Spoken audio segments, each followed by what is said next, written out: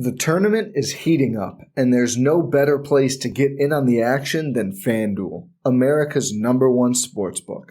That's because right now, FanDuel is giving new customers a no-sweat first bet up to $1,000. That's up to $1,000 back in bonus bets if your first bet doesn't win. Just go to FanDuel.com/BlueWire and sign up today to claim your no-sweat first bet. Then you can wager on everything from the money line to point spreads to which team will be cutting down the net. All on an app that's safe, secure, and super easy to use. So don't miss your shot at a no-sweat first bet up to $1,000 when you join FanDuel today. Just go to FanDuel.com/BlueWire to sign up. Make every moment more with FanDuel. 21 plus and present in New Jersey. First online real money wager only. $10 deposit required. Refund issued as non-withdrawable bonus bets that expire in 14 days. Restrictions apply. See full terms at FanDuel.com/sportsbook. Gambling problem? Call 1-800-GAMBLER.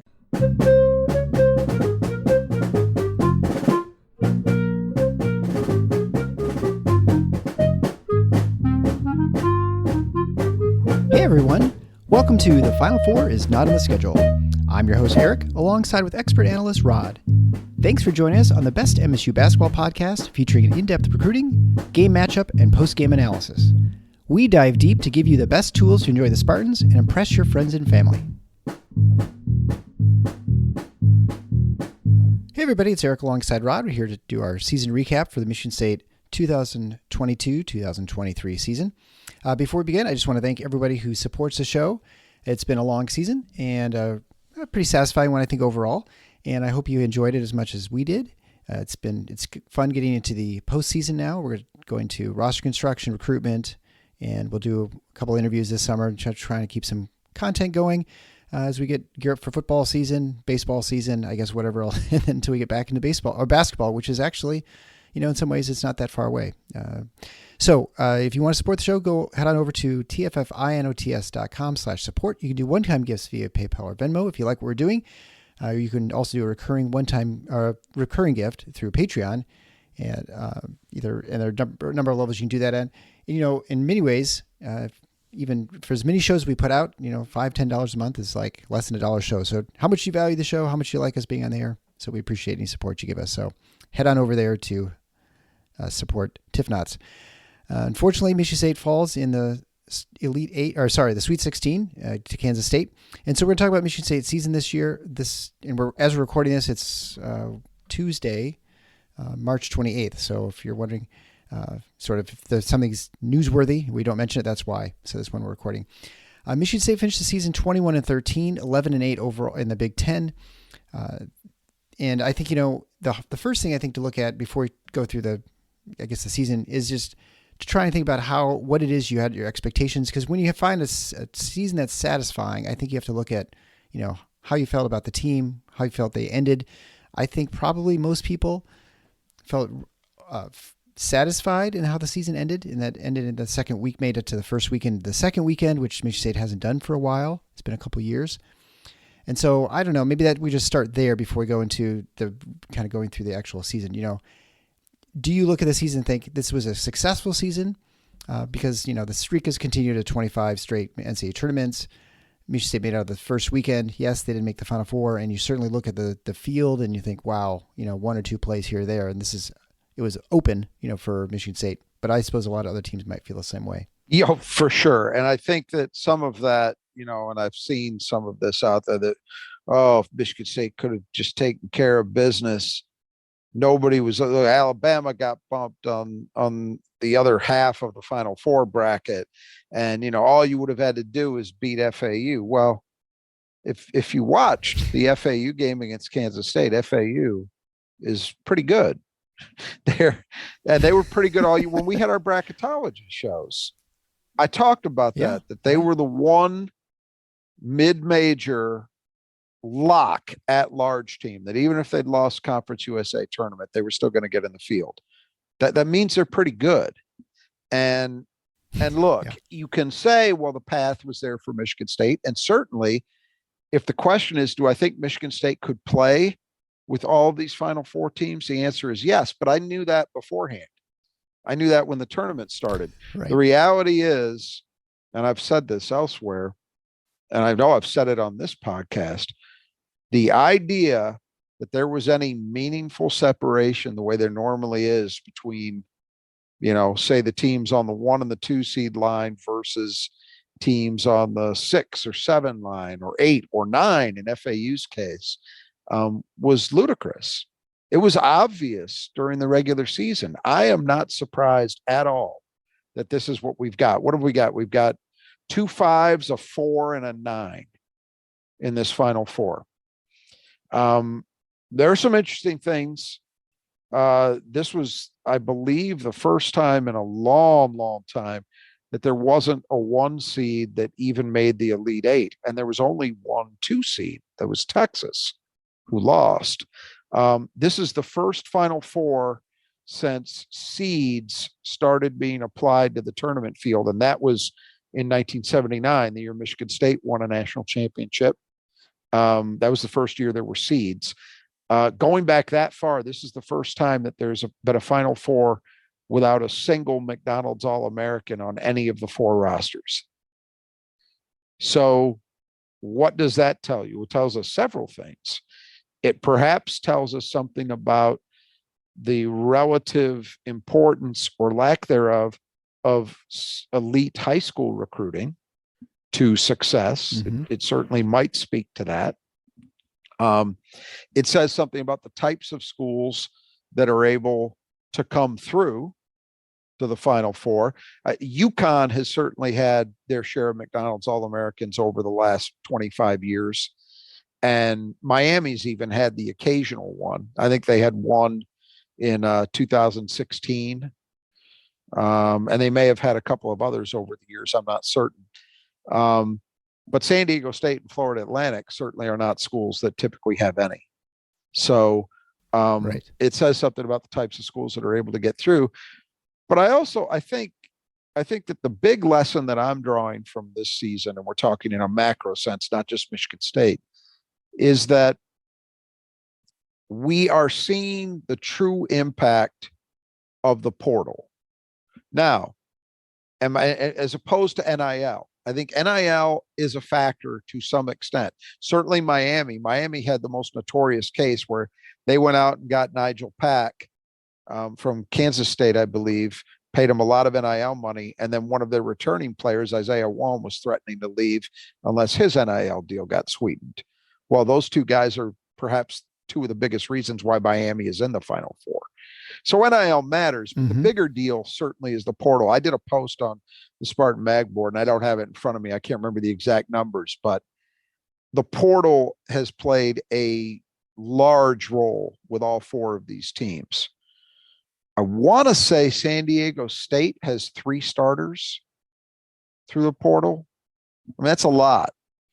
And all 4 teams have had multiple rotation guys at the very least acquired through the portal. So you can say positively, well, all 4 of these teams have been shaped in pretty dramatic ways by the portal, allowing them to bring in talent that has truly impacted their teams. And that's true. But I also think there's another side of it, which speaks to more generally what we're talking about here. I think that this season, more so than any year I can remember since I've been paying attention to college basketball, which goes back to the late 70s, had a profound lack of consistency in teams. And I mean every team.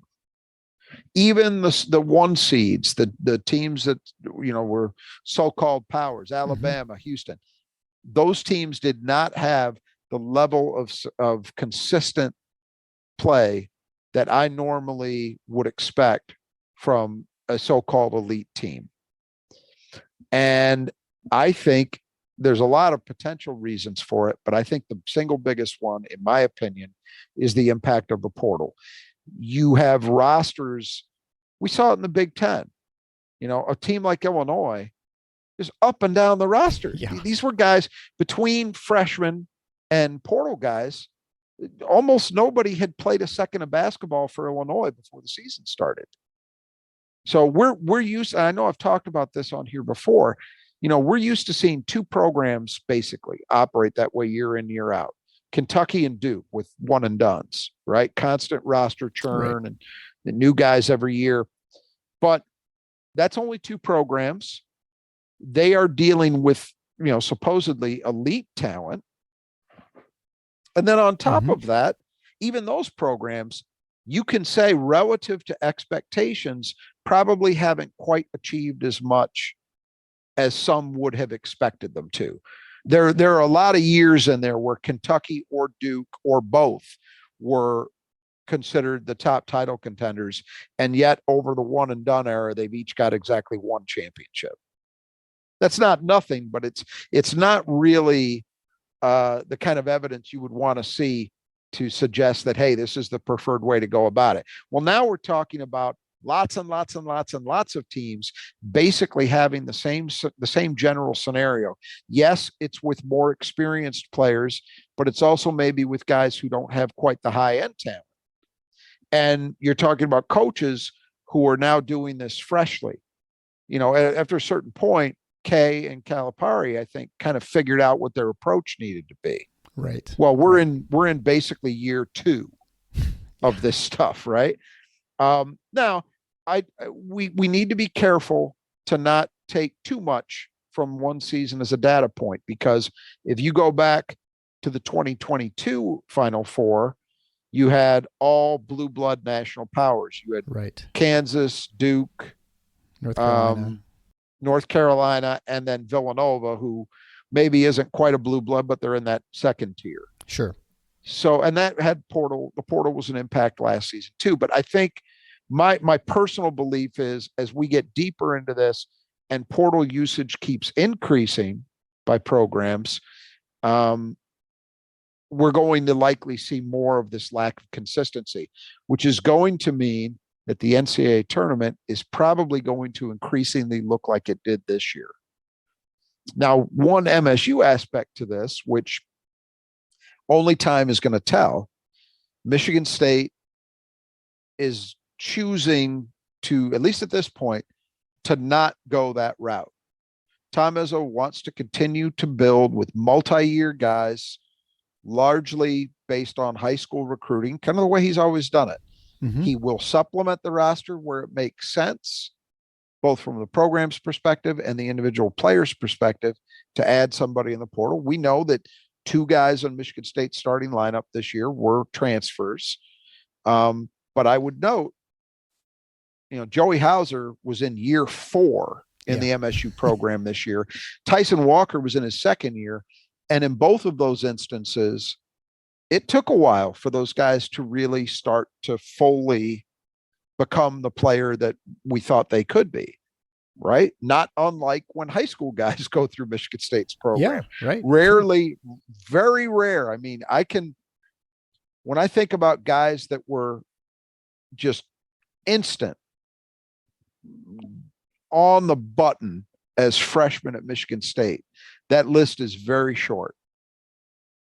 Gary Harris is one, and he's probably the most recent one. Maybe you could argue Miles Bridges.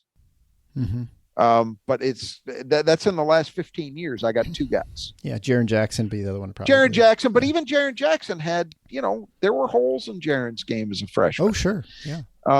So anyway, it will be interesting if Michigan State is able to keep on Tom Izzo's intended path of largely running his program the way he has always run it. If they're able to, if we can discern any kind of advantage in that, right? Yeah, exactly. Versus other programs, and that remains to be seen. But it's an interesting time. I am not one who's bothered by what we saw in the tournament at all. I think that the upsets. I guess I'm not. Yeah. People, the fact that blue bloods aren't left or something like that. Yeah, some people have that problem. Oh, that's weird. And I don't understand it. It's this is what the tournament's supposed to be about. And I don't feel that you can say, well, the level of play wasn't on par. Sure it was. We had great finishes. We had all the things that we come to expect from a tournament, just even more unpredictability. And although, as I say, I think that unpredictability was entirely predictable, if you get my meaning. Yeah. Sure. And yet, and I commented on it on this show. I'm not trying to pat myself on the back. I don't think it took any genius to see this. The fact that national media guys and talking heads largely went chalk, and even where they didn't, it was like in MSU's region in the East. Almost everybody I saw had number 5 Duke against number 2 Marquette in the Elite Eight. Yeah. Neither one of those teams even got to the Sweet 16. It just the group think was incredible to me, because if there was ever a year that should have compelled you to reject that and say, I'm not going chalk, this was it. Now, I was smart in one sense and I'm not sure where I'm standing in our bracket pool challenge. Yeah, right. Yeah. But I also did not pick any 1 seeds to get to the Final Four. So I got that part of it right. The problem is I also didn't get any of my Final Four picks out of the Sweet 16. So I had the right idea. I just had the wrong suspects. Yeah. But and then to bring it back around, and then we can move on. You were talking at the outset about defining a successful season, and Michigan State's year particularly. I understand those who say, look, any year at Michigan State where you don't hang a banner cannot be deemed to be a truly successful season. Okay. At a program where, you've been in the last 25 years, you've been to 8 Final Fours, you've won 10 Big Ten titles, 6 Big Ten tournament titles, and you didn't get any of those things done. All right. I'm not going to argue that point too strenuously. However, I also think that even getting to the second round, or the second weekend rather, of the tournament is a positive accomplishment. Is it a team we're all going to remember for years to come? No, because at Michigan State, the teams we remember are the teams who win Big Ten championships, get to Final Fours. I understand that. I agree with it. But it's not such a black and white, stark, binary thing, right? At least not in my opinion. I think this team, like so many other teams, struggled with consistency. In MSU's case, it wasn't necessarily for the same reasons, but I think the injuries had a lot to do with it. And then I just think, it's not like inconsistency was invented this year. You could have it for lots of reasons. Yeah. And Michigan State struggled to find that a level of consistent play. But let's also understand something. If they had played the Minnesota game that was canceled and won it, as I think everybody expects they would have finished in a tie for second in the Big Ten. Yeah. So is that a year that you just say, I didn't do anything? No, I don't think so. Especially, again, considering circumstances. They didn't have their full roster for quite a bit of the conference season. And even when they did, some of that time was spent getting those guys back up to speed to go through. And a Big Ten that did not have teams at the high end necessarily, but had tremendous depth. And as I think we've seen in the NCAA tournament, that's meaningful when in a year where there's not much separation, if you can legitimately point to like 10 teams that you think on any given night can rise up and play very good basketball, that's a very, very difficult conference to navigate. And Michigan State got done no favors by its schedule, and yet still had the finish that they had. And then to get to the second weekend, to beat another Power 5 team in the first round decisively, to then beat the number 2 seed, who was the Big East regular season and conference tournament champion, that speaks volumes. And then, they lost against a good opponent in a tremendous game in many ways, a game that was there for them to win. They didn't quite get it done, but I don't look at that Kansas State loss and think, boy, Michigan State just really stunk up the joint. They didn't play well. They did a lot of great things in that game, a lot of them. They did other things that weren't so great and that ended up costing them. But that was not a game I walked away from feeling that MSU had just dropped the ball. I just don't. Other people maybe feel differently. I didn't look at that game that way. I came out of it feeling mostly positive about what I saw. And so I look at all of that, and you say, was it a successful year? I think you can argue in some ways that it was. Was it a tremendous? Maybe what we need to be saying is define levels of success. Clearly, again, this is not going to be a year that we talk about for decades to come. But did they do enough good things that I think Michigan State fans should feel pretty good about the state of the program and what this team accomplished? Yes, I would answer yes to that question. Yeah, I agree. And certainly when you look at the last couple of years, make the playing game, lose to eventual national runner-up, but then win the first round, be very competitive in the second round, almost make it out of the first weekend against a really good Duke team. So I think, and then to beat a really good Marquette team to get into the second weekend, I think you can say that as a success. Again, not to put your point, no banners that you're going to hang anywhere. You don't hang Sweet 16 banners in Michigan State. They have those in the practice gym. They have Sweet 16s, but they don't have them in the main arena. So, but one that I think ended well. Like, it wasn't the team flaming out at the end of the season and looking like a piece of garbage. Although let's just walk through the season a little bit to sort of remember what we witnessed. Early season, Michigan State began with the brutal schedule, starting out on the carrier with Gonzaga. Well, actually started Northern Arizona, but then on the carrier with Gonzaga, almost beats Gonzaga on the carrier, which was a consensus top 5 team. Then beats Kentucky in double overtime and beats Villanova at home. And so got off to a really great start and looked like a really great team. And what, I think I joked at the beginning of the season, I had actually placed my first ever sports bet. I thought for Michigan State to win the Big Ten outright. And I thought that's a pretty good bet because they looked really good. And that they started out great. And Mady Sissoko, looked really great too. I mean, everything that you were worried about, they sort of seemed like they had the problems answered. Yeah, absolutely. I mean, you can pretty clearly say his 2 best games of the year came very early. They came against Gonzaga and Kentucky. And in both of those games, I mean, he was matching up against elite players and he was that productive. So, I think you felt very, very optimistic about the way Michigan State played. The aircraft carrier game, one thing that we could say about it is Michigan State shot miserably from 3. So did Gonzaga. And that was, I think, pretty clearly affected by the elements. And we saw over the course of the season, Michigan State was actually a very, very good elite 3-point shooting team. Yeah. So that game was kind of tough. MSU had a halftime lead. They weren't able to quite hold on. Gonzaga made plays down the stretch and won it by a point.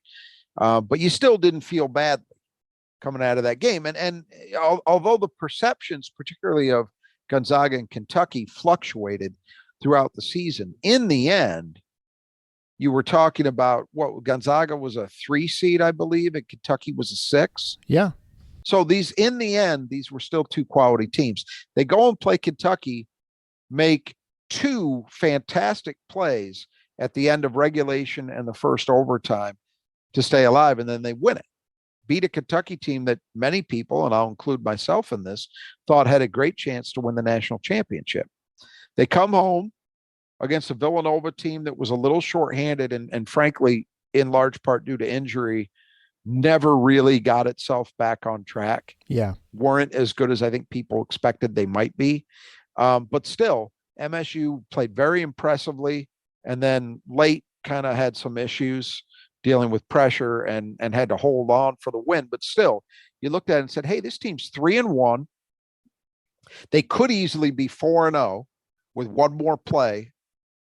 And they've already faced 2 top 10 teams plus a perennial power recently in Villanova.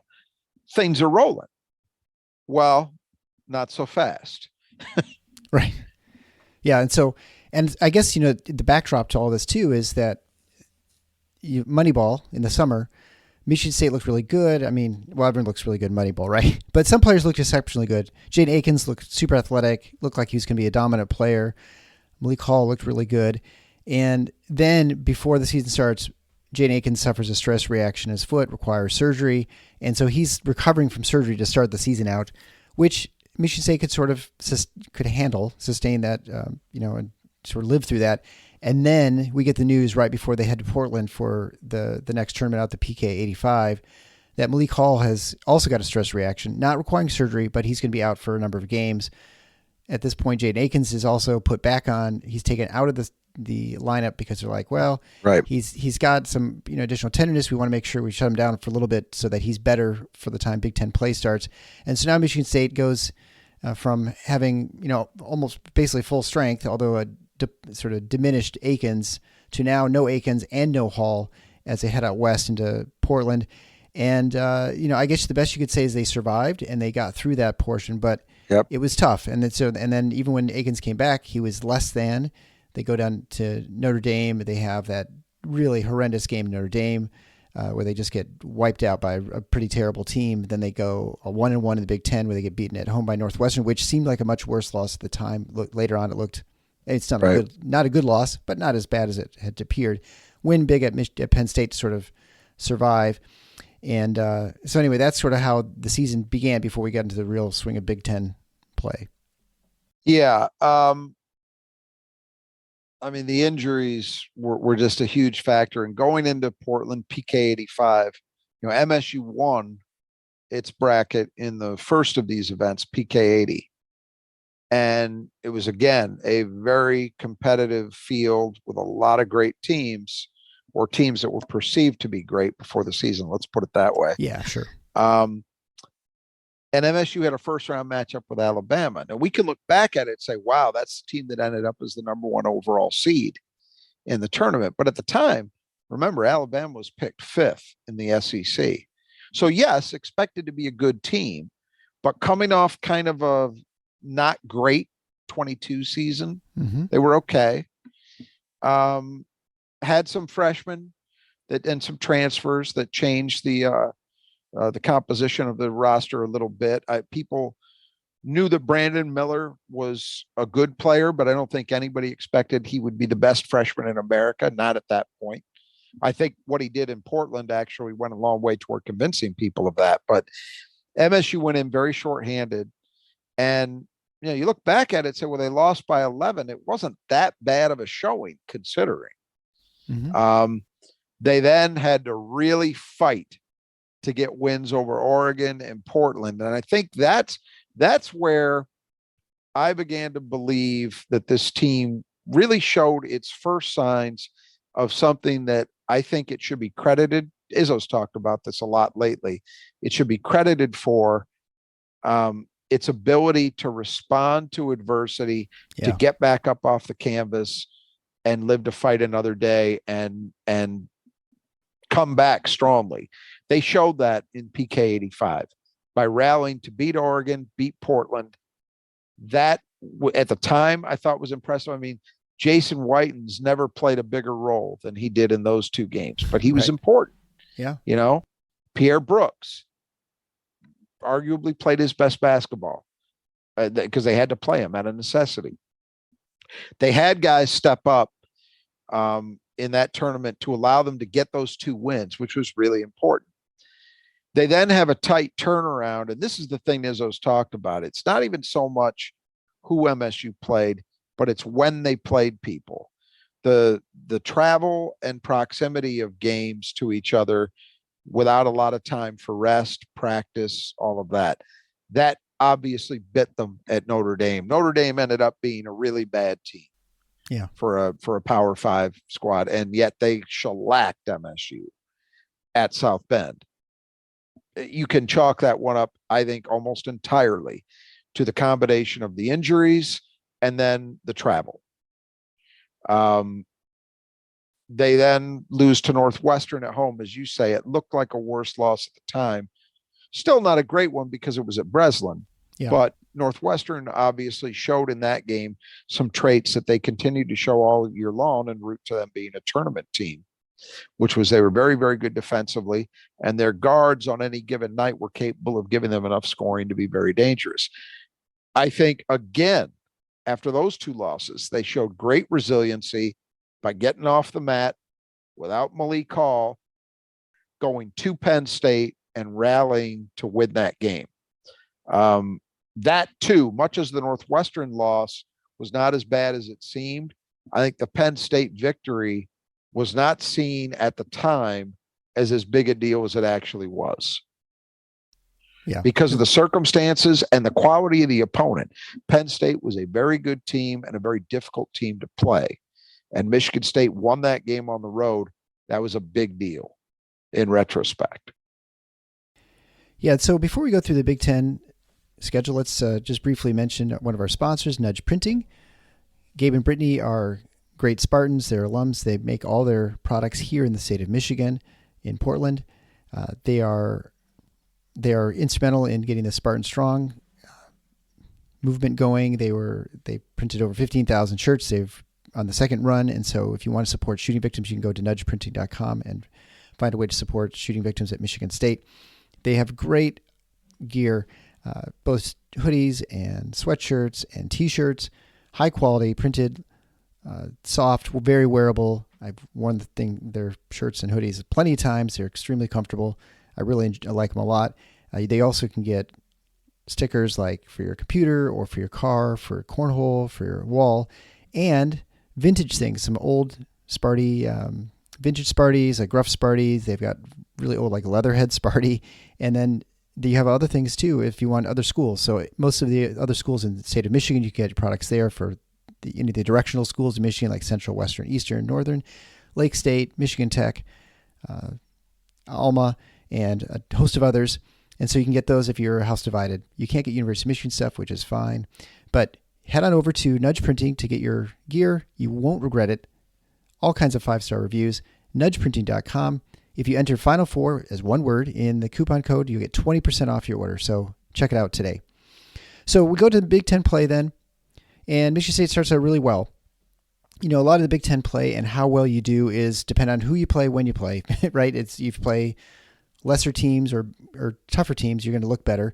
So they started out with 3 straight wins once they came back, but then lost at Illinois, where Hall gets re-injured his foot. And then this is the story for Malik Hall, really, for the 2022-2023 season, where it's just one of injury, where he's just never quite himself. When he was himself, he looked pretty good, but that was only a few games. He sort of had just gotten reintroduced. We thought he was playing pretty well, kind of looked pretty fluid when he came back, and then gets it reinjured in the Illinois game. And from that point, it's tough for him. Defensively, Michigan State has some trouble. And Big Ten play went okay, but it was not, I think, what we had hoped for. And so I think you mentioned at the beginning, at the onset here, that a lot of the inconsistency in play you believe was in large part due to the fact that you have rosters that aren't familiar with themselves, either new entry freshmen or a combination of freshmen and transfers. And so when you don't have a culture of, or familiarity with each other, you're just going to get this sort of inconsistent play. Well, Michigan State was dealing with the injuries to Akins and then also Hall. And I think that sort of led to their inconsistency during the Big Ten season. And because at this point, Walker is in his second year, as you mentioned. Joey had been playing for a number of years. And, really you have a starting center, and this entire center position is new really all season as well. So, right. Anyway, I think overall the Big Ten season went okay. Probably could have been better. But then you also, in the middle of the season, you have the shooting incident that happens on Michigan State. Game is canceled in Minnesota. They don't end up making that up. They have to play. The first game is in Ann Arbor, and a very emotional game, of course. Then they come home and play Indiana, which, again, that's sort of like an example of them bouncing back. They then at some point, they go to Iowa. They're up big in Iowa, and then in sort of a catastrophic loss at Iowa.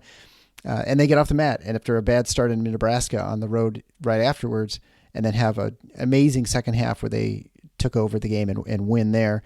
And, again, more examples of them, despite sort of reasons to fold up the tent, and go pack it up, they do the opposite, and they bounce back from adversity.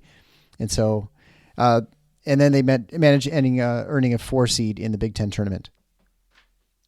Right. And I think that, again, I mentioned the portal as a primary instigator in inconsistency across the sport, and I believe that to be true.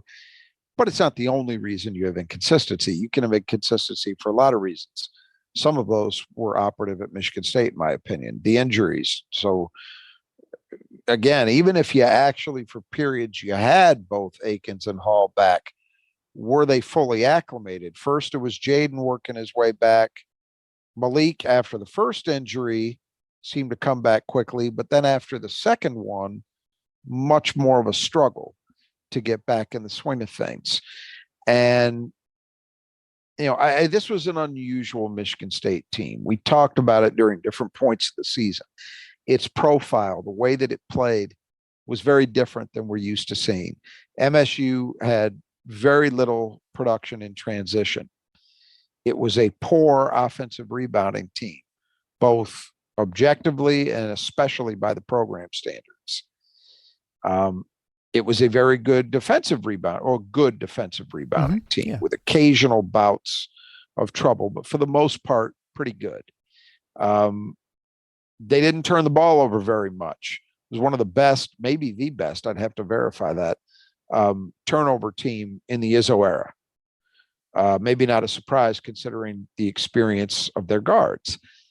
It was an outstanding three-point shooting team, but it had next to no reliable low post presence.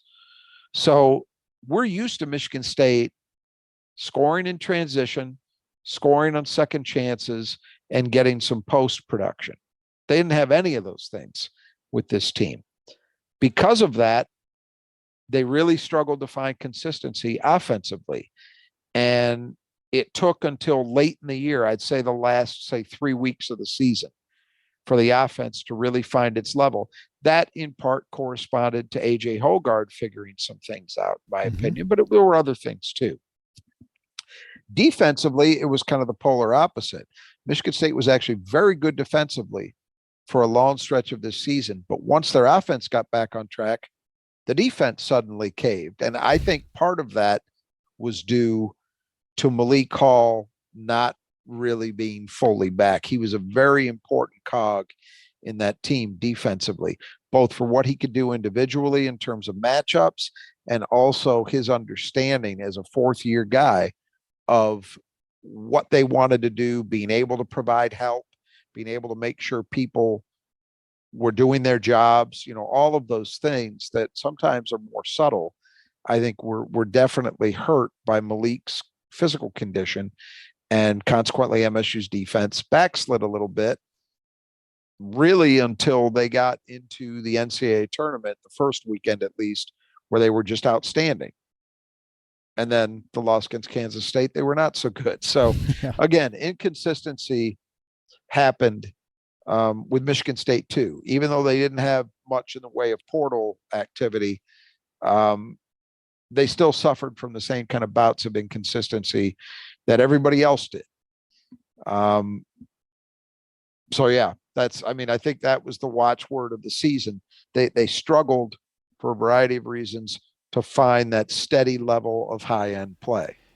And then we go to the Big Ten tournament, which was disaster for not only Michigan State but a lot of teams. I think Michigan had a disastrous. They had probably the worst loss where they hit two field goals in the second half. It eliminated them from the NCAA knocked tournament. Knocked them out of the NCAA tournament.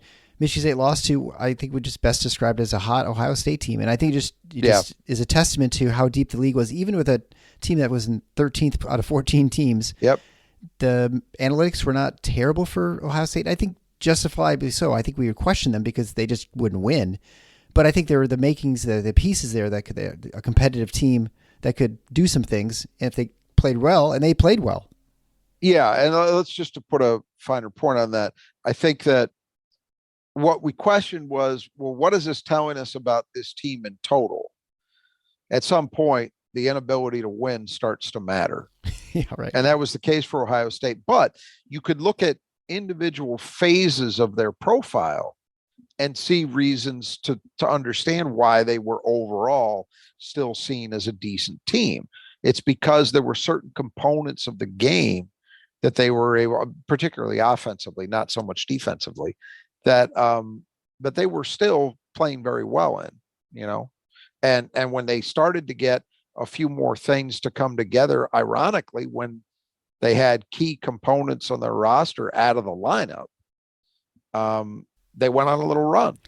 And then if we go to the NCAA tournament, obviously Michigan State, they beat a really very good USC team in the 7-10 matchup, and then they played Marquette, which was the Big East champion, Big East tournament champion, and basically I thought Marquette really showed why they were so highly regarded going into the tournament. But they were number 2 seed. Michigan State was the number 7, and Michigan State, I think the big difference there, and again, I think just they looked better prepared, and I think you definitely saw the makings of sort of classic Izzo, that quick turnaround. They were just ready for Marquette, and they seemed to know what Marquette was going to do before they did it. And then of course fall to Kansas State in a game which I think you can say, well, it was right there for Michigan State. The other way of looking at it too, in some ways, is that Kansas State had to play out of their minds, great game, and have their point guard play the best game of his career easily, and in order to beat Michigan State in overtime. Yep, I agree with that assessment. I mean, we'll start with those first 2 games. I think the most notable thing to come out of those games, we talked about Michigan State finding itself defensively again. In consecutive games, they faced, I believe Boogie Ellis was the leading scorer in the Pac-12. If he wasn't, I think he was the leading guard scorer. They completely took him away. And then they completely eliminated an All-American and the Big East Player of the Year. So 2 straight games, they completely took away the other team's lead guard / point guard. They couldn't do it the 3rd time in a row against OL. But in those first 2 games, we said it, like, how important was 3-point shooting to this team's success? Hugely so. They won those first 2 games shooting horribly from 3. How did they do it? They did it by getting enough offense in other ways, first and foremost, taking advantage of the way those teams were pressing up from them to try and take away the 3 by choosing to go to the rim. And all of Hogard, Walker, and Akins were very effective in those 2 games in doing that.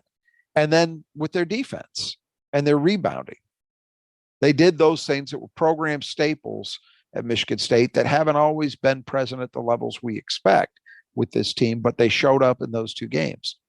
You then get to Kansas State, and ultimately I concur with what you just said.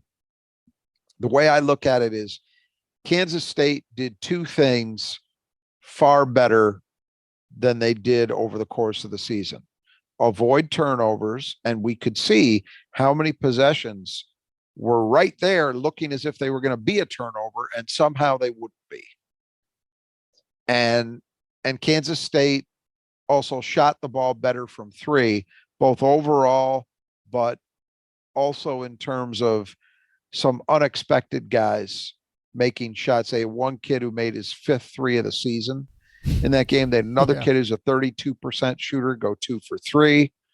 The kid who did shoot 40% hit a shot from the logo, which I don't think was in the game plan. All those things happen. That is not to say that, and this is something that I saw people take exception to, it Izzo said, but we said exactly the same thing here, and Izzo was 100% right. Kansas State was fortunate. They were lucky. That's not a knock on them. That's what you have to be. If you're going to win at the later stages of the NCAA tournament, especially, you need to be good, but being good is not sufficient. You also need to have breaks go your way, typically.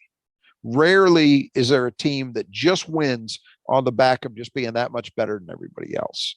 Usually they get some things to go their way, and Kansas State got a lot of things to go their way. If you replayed that game today, I'm going to bet they don't end up with 5 turnovers, and I'm going to bet they don't shoot nearly 50% from 3, because they didn't do that over the course of the season. They did it that day. That's how it works. And but they didn't do it the next day. Right. And look, Noel was still fantastic against FAU. I mean, I think he had 29 points, so he was still able to score. But he didn't create as much for teammates as he did against MSU. Give FAU some credit for that, but also we could say, well, okay, Noel was still really good, maybe not quite as good in some ways as he was 2 days before. That's how it works. So I do agree with that it took Kansas State playing what I think was offensively the just about the top level that team was capable of reaching. I don't think they could play a lot better than they did offensively. Defensively, people, obviously Michigan State people focused on MSU's defense, but Kansas State came in, at least according to the metrics, as a better defensive team than MSU was. And MSU's offense tore them up too. Yeah. So, Kansas State had some problems created for them by Michigan State's offense, particularly its 3-point shooting, which after 2 straight down games in the tournament returned with a vengeance against Kansas State. And and that's what it took. It took a really, really strong effort from Kansas State to barely take MSU out. And so before we go into the team and individuals in Michigan State, we'll have a brief message from our sponsors. Whether you're home or away, stay connected to your team with T-Mobile, the network that covers 99% of people in America. They've been investing billions to light up their best network ever. From your backyard to a sold-out stadium, get T-Mobile's best coverage yet. Plus, with T-Mobile, you get a price lock guarantee, so they won't raise the rate of your talk, text, and data, ever. There's never been a better time to switch. Visit your local T-Mobile store today. Coverage not available in some areas. Price lock exclusions like taxes, fees, select promos, and third-party services apply. See T-Mobile.com. When you're drafting your fantasy team, do you ever wish you could handpick the best stars for your business team? If you're building your talent roster, you need Indeed. Indeed is the hiring platform where you can attract, interview, and hire all in one place. Don't spend hours on multiple job sites looking for candidates with the right skills when you can do it all with Indeed. Find top talent fast with Indeed's suite of powerful hiring tools like matching, assessments, and virtual interviews. Hate waiting? Indeed's U.S. data shows that over 80% of Indeed employers find quality candidates whose resume on Indeed matches their job description the moment they sponsor a job. And something that I love about Indeed is that it makes hiring all in one place so easy because candidates you invite to apply through Instant Match are 3 times more likely to apply to your job than candidates who only see it in a search, according to U.S. Indeed data. So join over 3 million businesses worldwide using Indeed to hire great talent fast. Indeed knows that when you're growing your own business, you need to make every dollar count. That's why with Indeed, you only pay for quality applications that match your must-have job requirements. Visit Indeed.com/Blue Wire to start hiring now. Just go to Indeed.com/Blue Wire. That's Indeed.com/Blue Wire. Terms and conditions apply. Cost per application pricing not available for everyone. Need to hire? You need Indeed.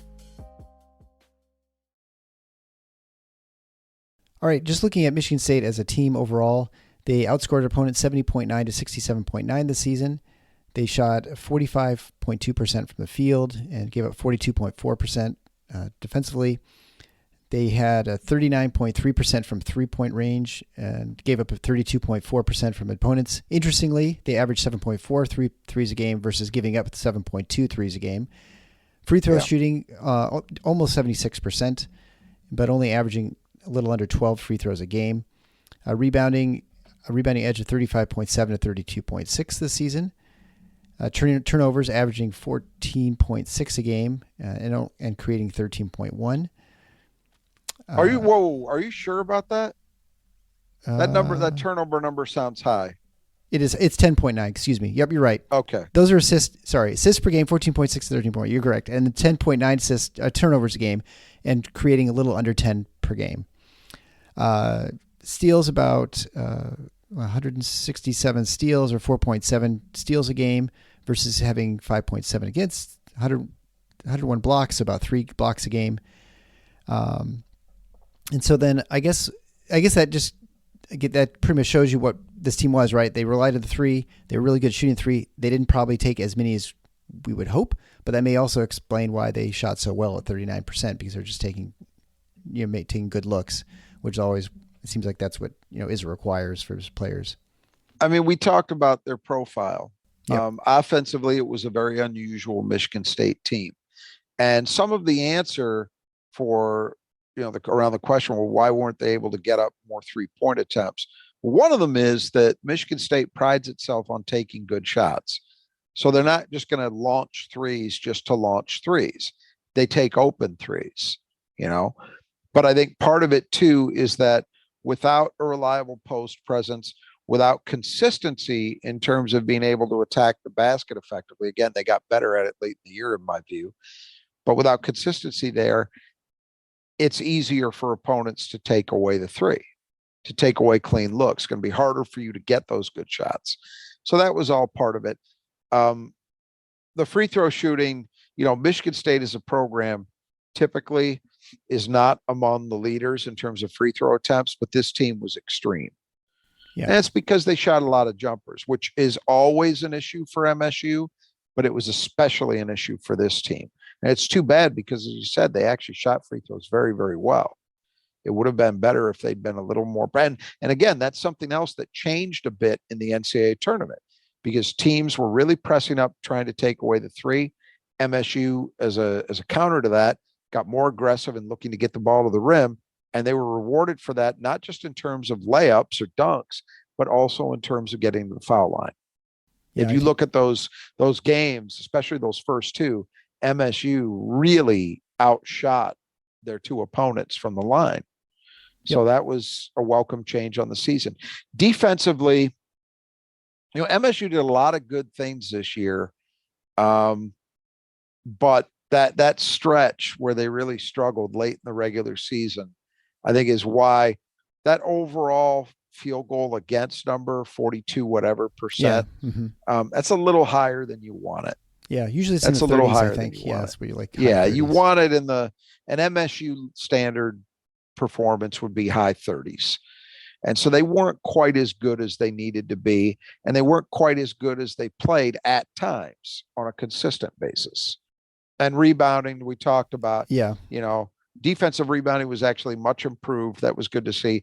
Offensive rebounding was largely non-existent. And I would say, heading into next season, the two primary areas that I would like to see improve would be the offensive boards and getting into transition. Those are the top two things for me. I'm guessing that will be echoed by coaches as well. Well, they're two things that are staples of the program. So yeah, I'm not going out on a limb. So let's talk about some individual players. We'll start with Tyson Walker, and as we're recording this, we don't know his fate, whether he's going to return for a COVID year. He started all 34 games, averaged 34 minutes a game.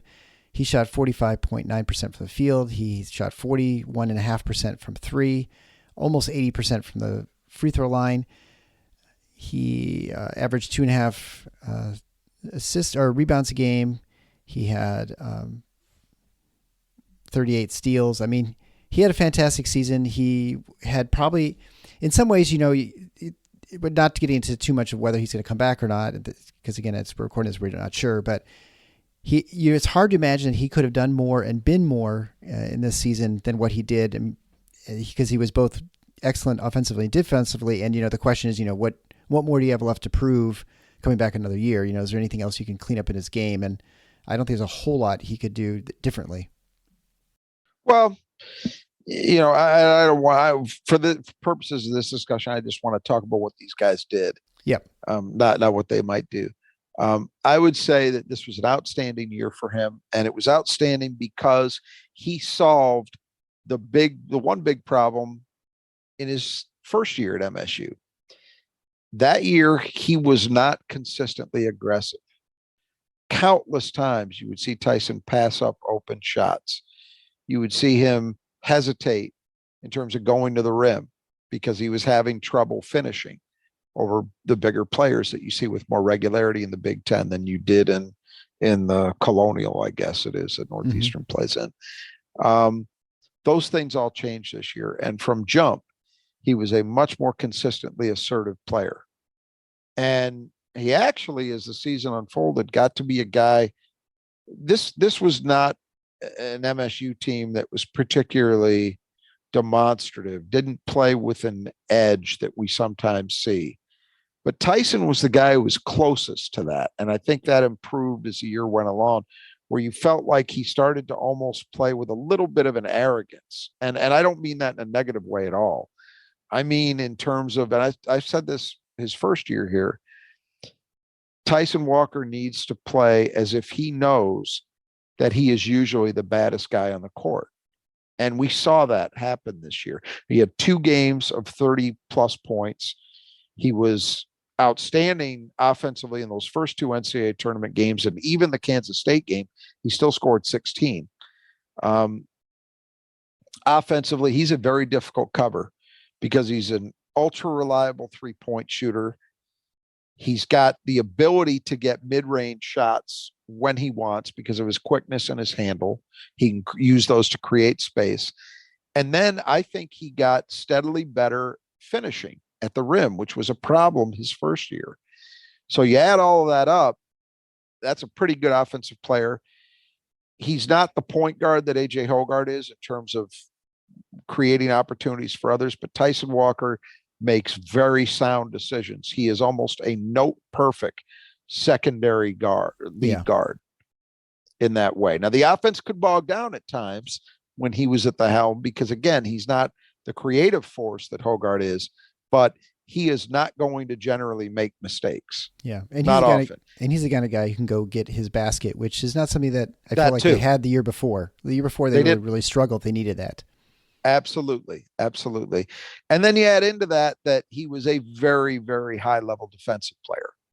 It was a great season. No 2 ways about it. Yeah. And I didn't even mention, he did lead the team in scoring at 14.8 points a game. And he had a little over 2-to-1 assist to turnover ratio. So let's move on to the number 2 scorer, which was Joey Hauser, who averaged 14.4 points a game. He also started all 34 games. He played 34 minutes a game. He actually had 2 more minutes than Tyson all season. He shot 48.4% from the field. He shot a pedestrian 46.1% from 3, 87.6% from the line on pretty good volume, 97 free throws in the year. He had 194 rebounds, 239 rebounds. He had, so averaging 7 a game. He had also 14 steals. He had more assists than turnovers, which is pretty good, and a couple blocks. And, this for a story arc for a player who started Michigan State as and I think Graham Couch mentioned this a number of times in his show too, but just that what would Joey Hauser have been had he been able to play his freshman year, or his transfer year, I should say, and gotten that approval to play with Cassius Winston and Xavier Tillman in that 2019 season. I mean, it'd be interesting to see what would happen. And then he kind of came out, and it was a COVID year, and he's admitted many times, and I think many people have talked about it, he just really struggled with the fact that the social isolation really bothered him more than the average person. And it took him a long time to sort of get back to the point where he even wanted to play basketball. Finished last season really strong the last couple games, Big Ten tournament and then the NCAA tournament. Came back for this year and has been, he was the most reliable, consistent player on that team, both from a rebounding standpoint and point standpoint. I mean, almost every game was a good game for him. Yeah. And you could take that right up through the Kansas State game. Yep. It was great to see it, because that's a guy who embodied what this team was about. The ability to get back off the mat and live to play another day and keep coming. I agree with you. Very consistent, probably their most consistent player. Outstanding year shooting the ball. Was a very effective, he was their leading rebounder and was their best defensive rebounder, in my opinion. And offensively, what I think really helped him is that if you look at those first 2 years he was actually playing, there were times when Joey would try to do a lot with the ball. He'd try to make plays for others. He'd handle it more. Yeah. And it got him into trouble. I think part of the key to him getting on track was late in the 22 season. It seemed to me that they started stripping back a little bit what he was being asked to do. And it simplified things. And that carried over into this year. You mentioned more assists than turnovers. That's a hugely positive number for any post player. You don't often see that. Joey wasn't like a super dynamic playmaker for Michigan State, but he was an important part of the way the offense functioned because he generally made the right decisions, the right reads, and he was a guy you could rely upon to get the ball where it needed to be. That's as much as you can ask for from a four-man. And I just think he was consistently good. And it was great to see that happen for him, for Michigan State. I can't imagine what this year would have been like without him. So thank God he did decide to come back. No kidding. And just a great note to go out on as, he's the one guy I think we can speak about with some finality that I don't think he's technically, we haven't seen the goodbye graphic, but he's as much as said he's done. Yeah. So hats off to him wherever he goes from here. I think he ended his career exactly the way you want a guy to end it. People will have very fond memories of Joey Hauser as a player, and they should. Yeah, absolutely.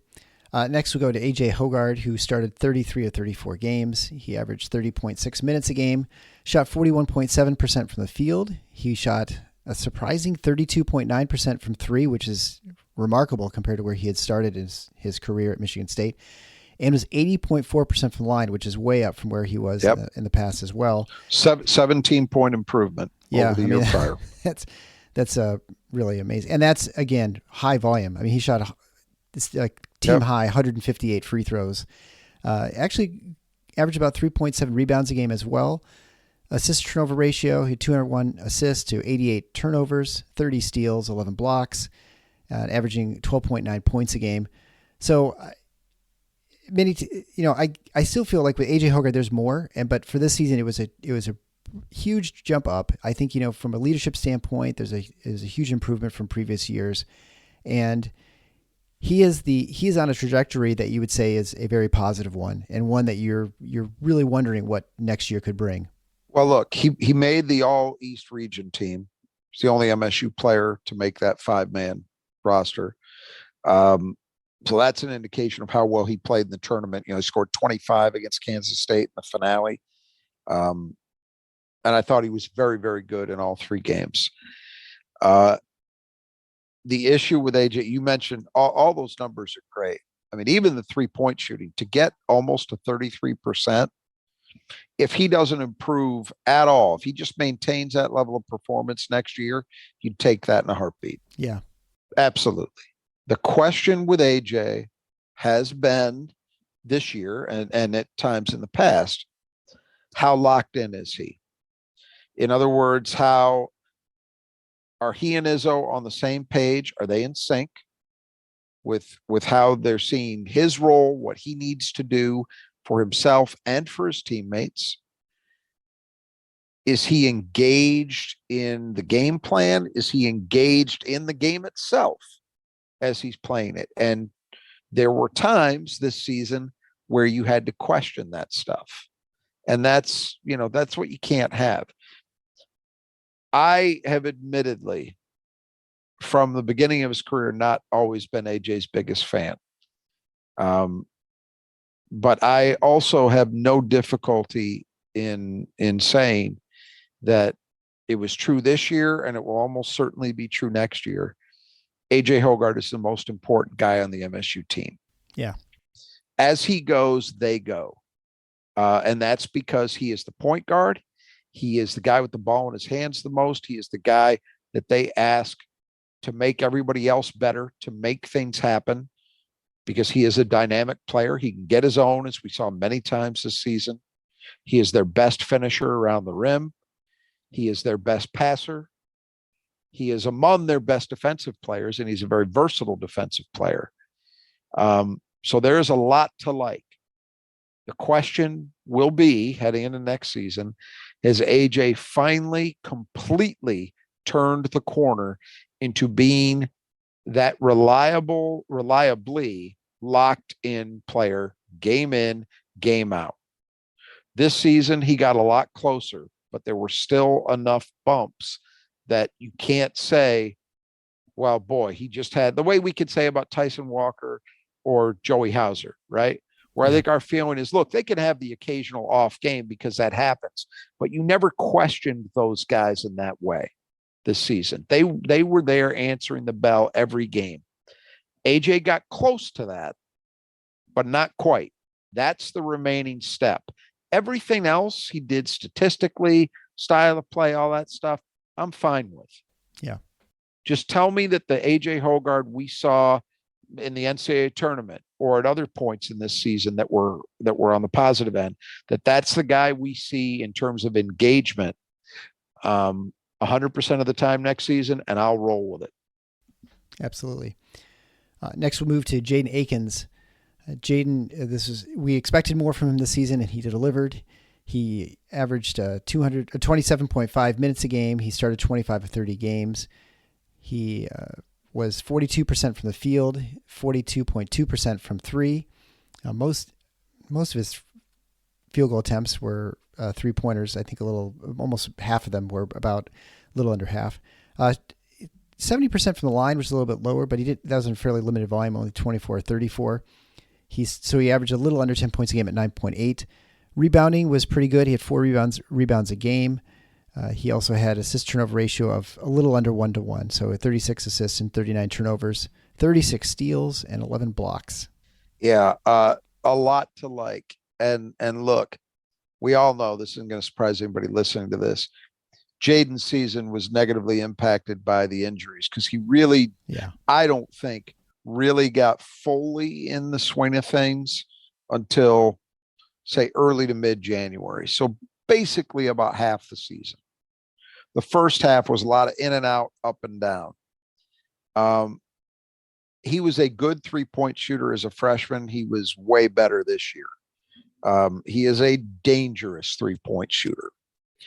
I think he has an equal ability to Tyson Walker to create his own shot in the mid-range. What I think the next step is for him in that realm is we need to see more of what we saw from him in the NCAA tournament. There is no reason in the world that Jaden Akins should be an absolute terror going to the basket. He has the handle, he has the speed, and most importantly, he has the high-end athleticism to finish consistently. And he's also strong enough too. But you saw him make plays in both the USC and Marquette games where he dunked off takes to the rim. That's there for him. And there is no reason in the world why he can't do that on a consistent basis. And I think doing that is going to make the mid-range game and his 3-point shooting even more dangerous because teams are going to have to really be conscious of that. I think his playmaking is something that's got to improve. Obviously, a negative assist to turnover is not ideal, but in fairness to him, he was not asked to play that role very often.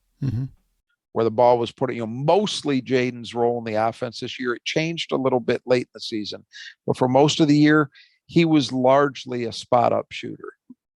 So he was the guy that Hoggard or Walker were penetrating and then kicking to. I think we will see him play more of a ball, having the ball in his hands some more, and hopefully that assist to turnover number will improve as a result. He is also, it should be mentioned, an outstanding wing rebounder, and he got better as the year went on. I thought he was really playing well there. And defensively, he had bouts of inconsistency like everybody else did, but man, Jaden Akins locked in defensively and this is on a team with some pretty good perimeter defenders.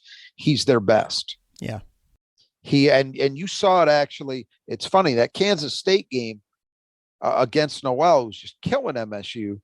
Now Jaden couldn't totally shut him down from making plays for others, but when they switched him on to Noel later in the second half, because it had been a lot of Tyson Walker up to that point, Jaden Akins stopped him from scoring very much. You could see a difference. I mean, I'm not saying Jaden locked him up, but there was a difference. And that's why I think he's the guy of that whole group that has the highest ceiling defensively too.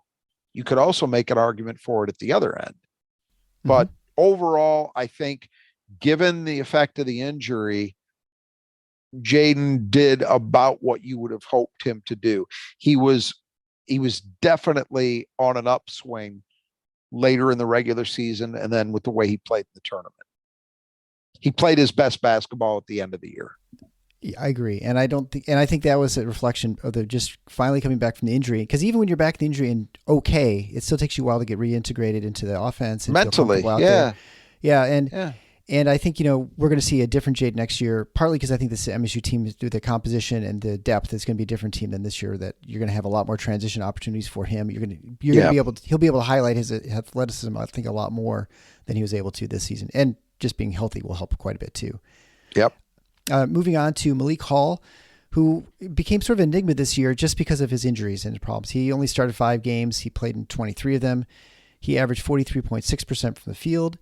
He was 32.7% from the field. From 3-point range, he was much higher than that, but really went ice cold the last 4 or 5 games of the season. He shot 84.5% from the free throw line, averaging a little under 9 points a game at 8.9, 4.3 rebounds a game, 28 assists to 35 turnovers, 12 steals, 9 blocks.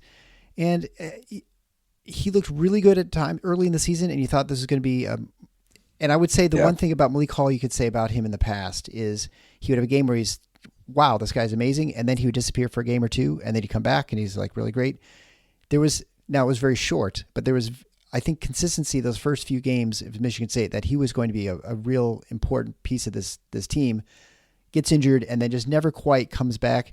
The first time back, maybe you could say he was pretty good and he was engaged the whole time. But when he came back the second time, it wasn't an effort thing. It was just, I think he just wasn't physically up to the task a lot of times. And it was hard for him to get done what he needed to get done. Yeah, I agree with all of that. I think it was a combination of physically, not because he had the foot injury, obviously, twice, but then he also had back spasms late in the year. And I have it on good authority that I don't think the MSU fan base ever really got a sense of just how tough it was for him physically at times. Like that Ohio State game in the Big Ten tournament, he just was not there. He just was not there. And you saw what kind of impact that had on Michigan State as a team. It mattered. Contrast that with how he looked in the NCAA tournament when the back straightened up a little bit. He played 3 very good games. Even the Kansas State game, I've heard people go after him because he missed a couple of free throws. Yeah. Malik Hall had 13 and 8 against Kansas State. He contributed significantly, and he was very good in the 2 wins as well. I'm with you on the start of the season. I thought he was MSU's best player in the Gonzaga and Kentucky games combined, and he made huge clutch plays against Kentucky too. Right. He's had problems with consistency throughout his career. This year, I would argue, was different because I am fully ready to attribute the vast majority of his consistency issues to his physical condition. I think he was showing signs early that he was ready to have a really big senior year. And then it didn't happen, in part because he wasn't healthy. Yeah. But look, he's a very important guy. I think when he was healthy, one of the things he demonstrated, which a lot of people had doubts about and coming into the season, is that he can guard wings. And this may be an important thing for next year if he does come back. He truly can play a hybrid 3-4 role, because that's determined at Michigan State first and foremost by who can you guard. Well, I saw Malik Hall guard guards successfully this year when he was healthy. But yeah, I think, the other thing you noted about 3-point shooting, there was a stage fairly late in the year where he was at 40%. Right, exactly. And then it ended up where it ended up because he just could not buy one late. I attribute a lot of that to, again, not even just, it's about your physical condition, but it's also about if you're sitting out, if you're not practicing much, which again, I'm not sure everybody knows, he wasn't practicing a lot through large portions of this season. Well, if you're not practicing much and you're just playing the games, it's hard to maintain offensive consistency, especially. Trust me, that's one of the main reasons why I'm rarely a believer in the 2-sport thing with football players. If they're a perimeter guy, at least being successful in basketball, because the first thing that goes when you don't get opportunities to practice is your touch, your shot. And so it's not a surprise that Malik struggled late in the year because he wasn't getting the reps that you would hope to get. Yeah, and the other thing I would say about Malik too, it was better in the first couple games, and maybe you can attribute this a little bit to the injuries. But I thought, he would get himself into trouble when he tried to do too much with the ball, much like you described with Joey from the previous year, where he would just try and make things happen, as opposed to in the flow of the game. Like he handled the ball a lot in that Davidson game in the NCAA tournament, but it was always when he was single covered and there wasn't a lot of traffic around. Malik gets himself in trouble trying to do too much with there's a lot of traffic, and that's something that will get improved next year. And I make the assumption that he comes back. Again, as of this recording, we don't know at this point. We don't know. I'd rather not speculate at this point. I mean, I think there are reasons to believe that, but we'll see. I would agree with you on that. I would say part of the reason Malik does that is he has the capability of doing it. And at times he looks very impressive in terms of using his handle to create opportunities for himself at the basket. I think he's been the closest thing on this team for the last 2 years to being a guy who has some Aaron Henry in him, if you remember how Aaron was able to do those things. But I also agree that Malik got himself into trouble at times by overdoing it. And so if he does return, finding that balance is going to be important, because I don't think he should just give it up. I think he's got to be more judicious. Yeah. Yeah. And I think just knowing how to attack too is probably, whether it goes to the fadeaway, the jump hook and those sorts of things. I think that's that may just be a play more and getting better feel for when you have more consistency in the games. Moving down to Mady Sissoko. He started 33 of 34 games. He was probably the biggest question mark coming into the season, I would think, for all Michigan State fans. How is he going to play? Is he going to foul out in 5 minutes like he was in the previous parts of the game? And I think he fouled out one game maybe. He averaged 21.4 minutes a game, shot 61% from the field on fairly limited volume, obviously. No 3-point attempts. He was surprisingly 63.5% from the line. He was a little bit better earlier in the season, but still 47 of 74, which is pretty good for a guy who really never saw the court before that and didn't really play a lot. He averaged 6.1 rebounds a game, which puts him at about 0.28 or so rebounds per minute, which is pretty good. And you look at historical averages for Michigan State, that's actually a pretty high rebounding rate for a player. 18 assists to 42 turnovers, not surprising there. 9 steals, 28 blocks. You have to say that the season was a success for Sissoko. Obviously, the first couple games we saw, he was, amazing. You thought this is a guy who's going to be a world beater. And then sort of reality kind of came in. The scouting reports changed. I think he started getting into his head a little bit I think it was a lot of a reflection of just getting used to playing all the time is I think a lot of what happened. And then at the end of the season, I think you saw him play much better. He relied on his athleticism a little bit more and just instincts, which were not terrible, at least defensively, and from a rebounding standpoint. And then I think, offensively, he's just a guy who, in many ways, you just watch him and you think, boy, this guy just needs to play a lot more, because he doesn't instinctively know like when the pass is coming and, when someone's going to hit him for, a dunk or a layup or alley-oop or something like that. He's just not ready for it, because I think, which makes him look like he's got bad hands. And I don't think his hands are that bad. Yeah, it's possible. Look, to me, I think the two big things were, can he stay on the floor? Can he defend, especially in pick and roll? And I think he answered both of those positively. Right. Because if he could stay on the floor, just because of his size and athleticism, he'll give you a rebounding presence. And he'll probably get you at least some garbage points or just easy baskets on lobs, what have you. And I think that came true. Now, does that mean that's it? And that's where the development ends and everybody should be happy? No. I wouldn't say that. But Michigan State, being a good defensive team, starts, in my opinion, with what they get out of the 5. And in the modern game, that starts with how well you can defend pick and roll. And Michigan State, unlike a lot of other programs in the Big Ten, asks a lot of its 5 men because Michigan State does not play drop coverage. Mm-hmm. Their big men get out and they hedge. And sometimes it's a hard hedge, and sometimes it's more of a feather to kind of just string a play out. But either way, the big is an active part of that. And then that guy has to be able to recover back to his own man at some point in the sequence. That asks a lot of a player. And I think Mady Sissoko was very clearly their best option. I think he was objectively good in that area. I'm not going to say great. He wasn't at the Xavier Tillman, Antonio Smith level. Nope. But he's got a chance to get better. He should continue to get better.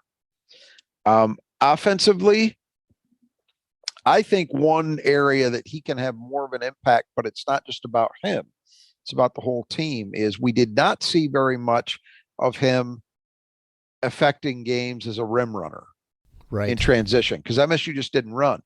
Mady Sissoko is a good enough athlete, and certainly a good enough finisher, that I think he can do damage if Michigan State can get its transition game ramped back up next season. So I look for that. And then the other area, he showed potential at times. He showed glimpses of a guy who's got a reasonably good hook shot. I think they can get more out of him as a low post player, but he's got to settle in. By the end of the season, look, I was not advocating for more post touches for Mady. But do I think he's potentially got more in him to unlock there? Yeah. And, it goes without saying, we had him as a guest on our podcast. He's doing amazing things with his home village in Mali. We root for him. I root for him. Everything I've ever heard about him, he's an unbelievable kid. If you watched the footage at the end of that game and then in the post game and in the locker room after they beat Marquette to go to the Sweet 16, there was nobody more excited, more thrilled, more emotional, other than Tom Izzo, than Mady Sissoko. How can you not root for that? And again, this isn't, hey, we're pulling for the third walk-on. Mady Sissoko brings certain strengths to this team that it needs. And I think there's reason to believe that over the offseason, he will continue to get better. He will find more consistency. He will unlock more parts of his game, but he will continue to hone the things that he's already pretty good at. So I'm enthusiastic about his future. And I think he had a pretty good year, all things considered. Yeah, I think from what the disaster people were worried about, I think he wasn't anywhere close to what it could have been. Because had it not gone well, way beyond that. Yeah, had it not gone well, it would have been a really long season. I mean, I think there have been lots of reasons to say, why did you not get someone in the portal? And I think he largely answered the bell for Izzo this season and the team. He was part of it for sure. Yeah. Before we go to the next, let's just another quick word from another sponsor, Brothers That Just Do Gutters. Kurt Saufer and his team in the West Michigan area, Grand Rapids, out to Saugatuck, down to Rockford, over to Lowell. You can get your gutters replaced by him, repaired or cleaned out. You can have all those problems fixed. We all deal with lots of water in Michigan. That's one of the reasons we live in the state, but it's also one of the problems of living in the state. There's a lot of water. So we're not like California. We're not having water shortage all the time, but we have to get it off our roof and get it away from our house. And so you have to have good gutters and good gutter system. So if you have questions about that, you're worried about it, you need something fixed down to your house, call Kurt and his team. You can get a hold of him at an email at kurt.stauffer@brothersgutters.com. You can also just go to brothersgutters.com and look up your area and find him. You're not going to regret it. They do fantastic work. That's all they do is just gutters, and so they specialize in that. You get 10% off if you mention Final Four when you get a hold of Kurt. All right, so let's go on to Pierre Brooks, who started 5 games this season, mainly when Malik Hall was hurt earlier. He averaged 14.3 minutes a game and had shot 33% from the field. He was 32.4% from 3. At one time, he was up to 40%, and then he just went ice cold. I don't even know if he hit a 3 again for the rest of the season. I can't remember. 60% from the line, just 6 of 10. He averaged 3.6 points a game and 1.7 rebounds a game, and had 11 turnovers and 11 assists, 5 steals. And he's a guy who, I think after seeing him in Moneyball, he looked like he was improved. He looks like I mean, physically he changed during the season. I think he looked heavier at the end of the season. I think certainly, he was. I mean, did not make the jump that we had hoped. I mean, certainly early it looked like he would from a shooting standpoint, and it was better. But then it was sort of that one of those times when you are poor on defensive end, and then you play poorly on the offensive end. Instead of having a positive feedback loop, you got a negative feedback loop, and I think that's sort of what happened to him at this season, to the point where he didn't even play, and I don't think he ever made it onto the court in the NCAA tournament, did he? Or maybe I don't think he did it in Kansas State's game. No, I don't think so. Yeah, look, we sort of knew heading into the season that this had the feeling of a make or break year for Pierre in terms of his Michigan State career. He really wasn't able to carve out a consistent role for himself as a freshman, but it seemed obvious that there would be opportunities this year. And there were. But I think, we talked about the injury problems with Akins and with Hall, especially with Hall. That left a decently long stretch of games available where MSU had no choice but to play Pierre significant minutes. And he had opportunities to show that he deserved a continued role in the rotation. And instead, he didn't do that. He didn't seize it. And consequently, when those guys got back and got healthy, the opportunities shrunk. And he just wasn't playing very consistently in terms of minutes at the end of the year. He certainly showed during stretches this year that he is capable, although his overall numbers were not good because he really got cold. And again, I'm not even going to blame him for that because the minutes were so inconsistent that it's hard to get a rhythm as a shooter. But he certainly showed enough when he was playing more regularly that, as expected, he can be a weapon from three. But the problem was he didn't make the strides defensively, or at least consistently as a rebounder that you would want to see. And then, as you mentioned, I think conditioning really had a large part with doing him in. So it's a shame because I saw this guy's first game as a high school player. So I go all the way back to then in terms of watching him. I saw him play numerous times in AAU over the years as well.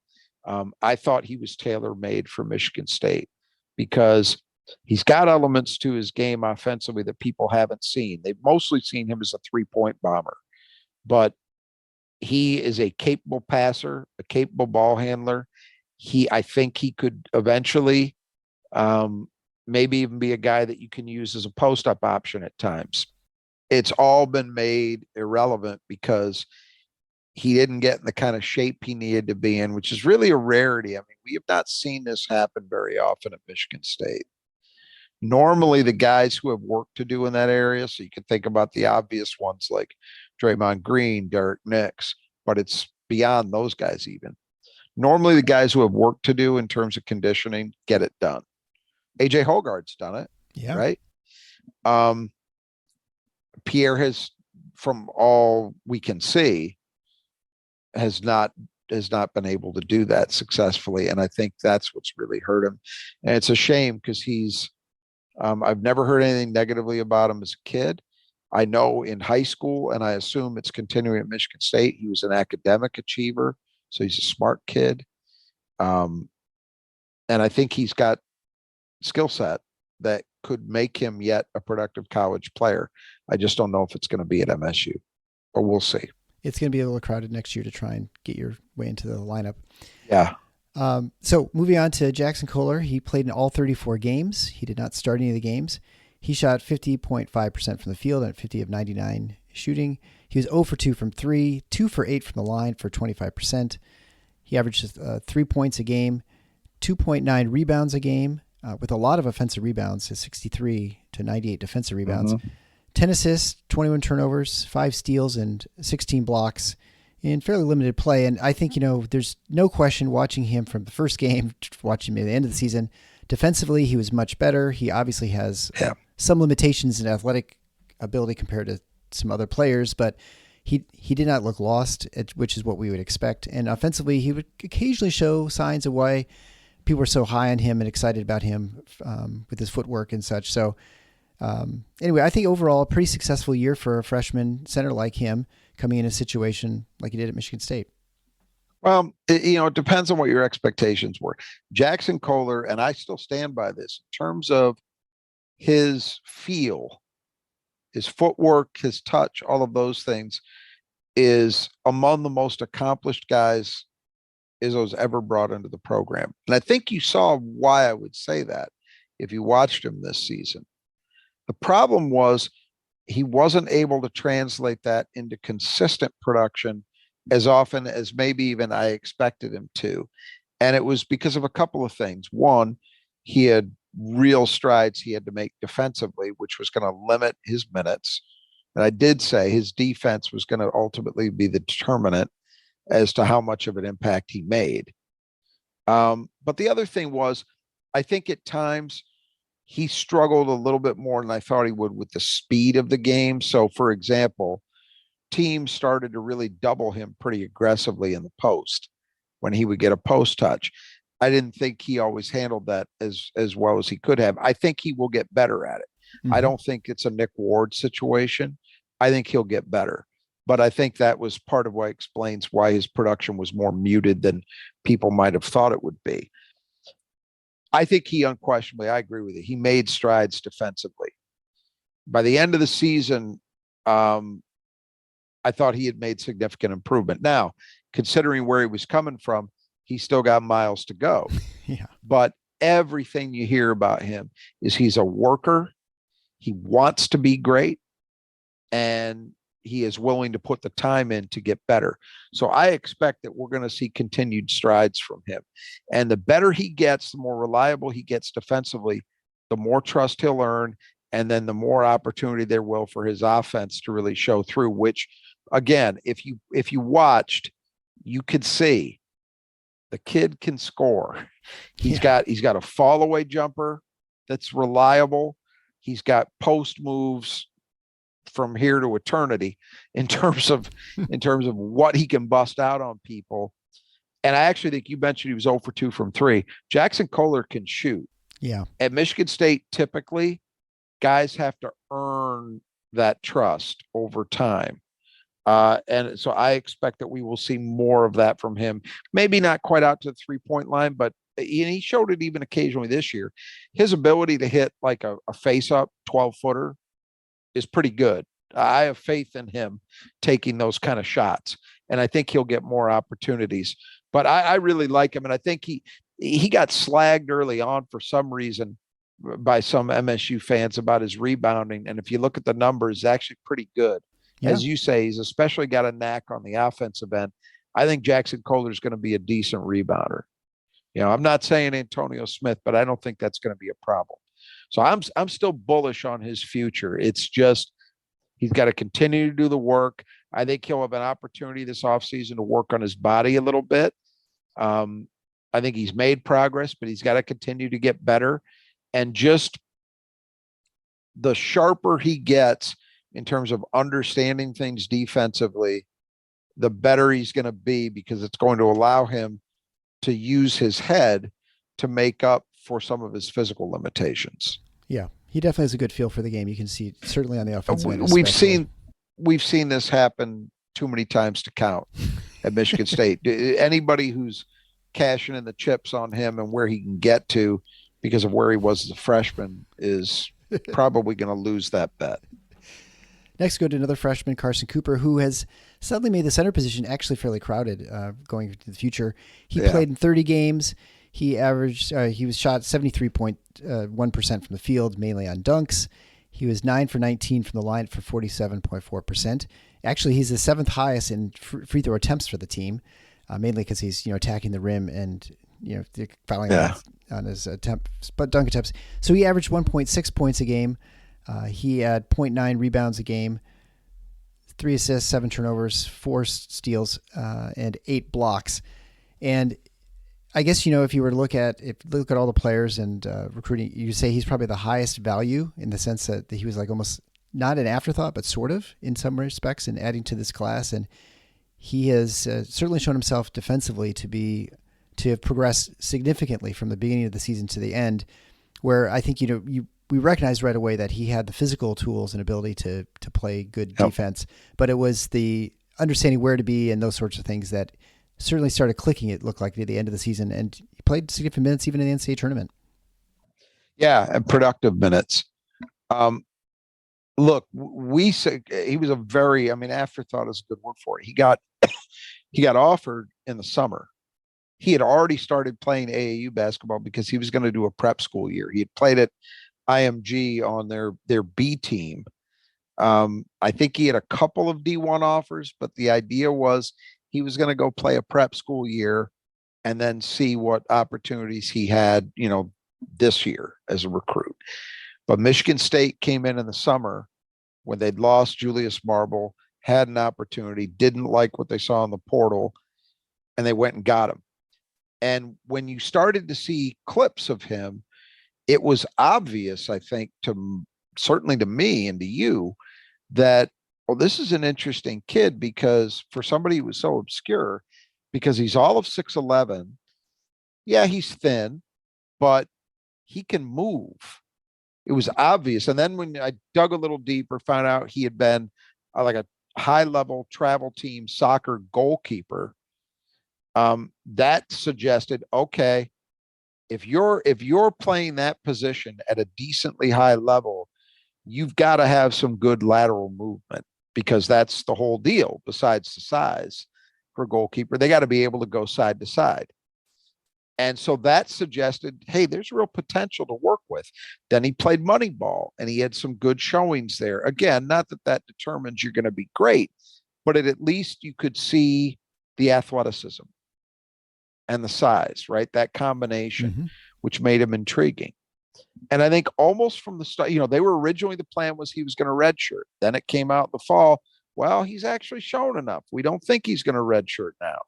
And I think that ended up being a very positive move for MSU and for Carson, because, again, another guy who his comfort level and confidence from November to that game against Kansas State, he went miles in the right direction. Yeah. I think he's already shown a knack for understanding what's required of him as a pick and roll defender, and he has the physical tools to potentially be an outstanding one. He showed an ability to be a rim protector. I think, what did you say, 8 blocks? That's not a lot. Limited minutes. But, But yeah, in very limited minutes. And he showed that potential, and I think he got better later in the year. Offensively, while we haven't seen much, and I don't necessarily expect to see much anytime soon in terms of a jump shot, those types of things, I think he can actually be very effective around the rim. They've done some pick and roll with him as a lob guy. He's also shown an ability as a garbage man. Was it the USC game, USC or Marquette? I can't remember which. And he came flying in for a putback off a missed Tyson Walker layup. That kind of thing, all present. He's another guy that I think, as Michigan State's transition game hopefully gets ramped back up, with his ability to move, that's a rim running threat. So I don't even think we've scratched the surface of what Carson Cooper might end up being. The other thing about him is, we talked about how thin he appeared to be, and that was true for the upper body to some degree, although I think he held up better than many might have expected. Yeah. But his lower body is actually pretty well put together already. And that's critical for a big man, because it's what's involved in carving out and holding space, or conversely, fighting for space when you're the defender, trying to root a guy out from the spot he wants to be in. So that stuff is all very positive. And, what happens over this offseason will obviously be very important in terms of physical development. And again, another guy who just needs more reps. Yep. He's just got to play. But you put these 3 kids together, and I think you can look at that 5 spot, and, nobody's talking about anybody emerging as a 20 and 10 guy, but I feel pretty positive about what the potential is for that position in the ways that MSU needs them to be good for next year's team.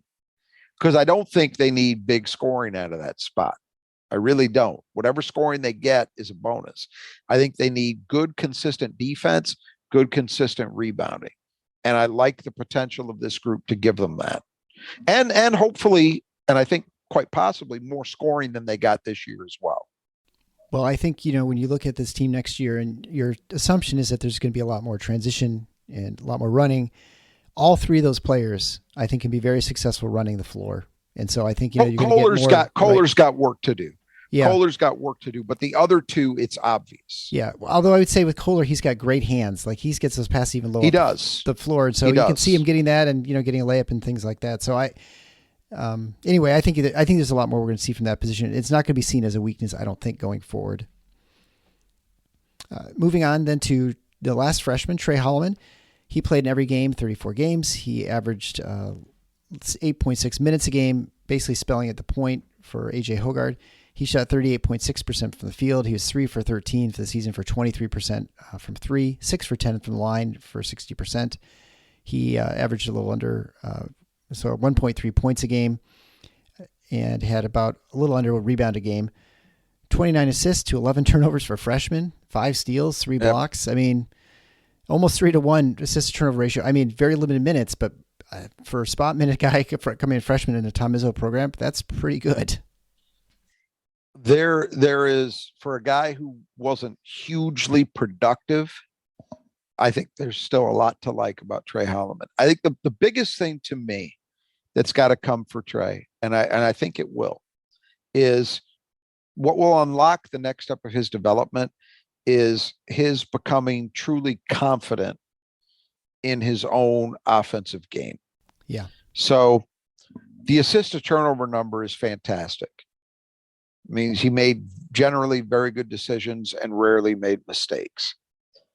But that's only part of the story, because you also need a player at that position to be dynamic, to be not just a caretaker, but be making things happen. And that's where Trey wasn't doing as much. He was hesitant to shoot at times. But the good news is here, I don't think this is a total rebuild project with him. This is not Eric Snow freshman year. All right.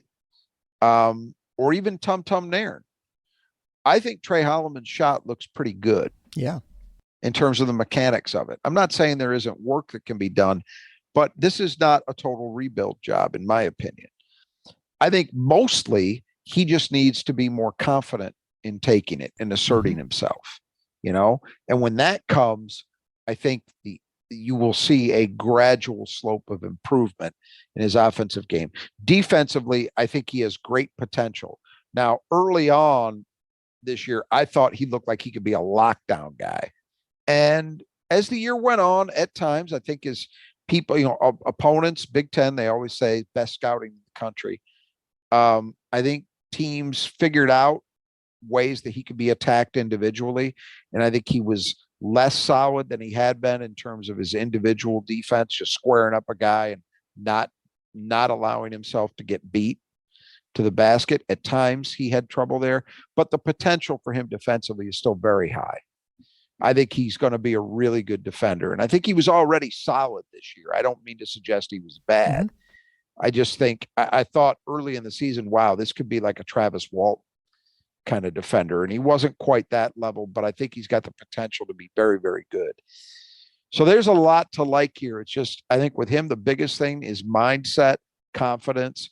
And when that clicks, I think everything else will fall into place. I don't think we've scratched the surface of what he could be offensively either, because if you look at how this guy played in high school, he was a creator, not just a creative player, but a creator with flair. And we saw almost none of that this year. Well, what does that tell you? That tells you that this is a guy who's kind of swimming in it a little bit and doesn't want to make mistakes. And he didn't. So he did that part. But I'd rather see a few more mistakes to go along with much more aggressive play. And I suspect Tom Izzo would as well. It sure seems like watching him that there's much more there than with the Tum Tum, from an offensive standpoint and being able to create and stuff. Yeah. And so, and Tum Tum played a bunch of years. And so it again, much like the center position, the guard position is going to be potentially going to be very crowded next year as well. And so getting minutes is going to be hard. So they'll be pushing each other, which is good. Yep. That's the thing, is how much more of a role will be there for Trey. I don't know the answer to that, but I think he's going to push for it, and I think he will get better.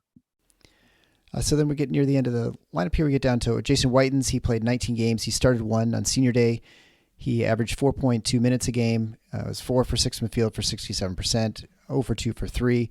He was real instrumental, as you mentioned earlier. He played a lot of minutes in that PK 85 and kind of helped Michigan State tread water there. Had 10 rebounds for the season, a couple assists, couple turnovers, 3 steals.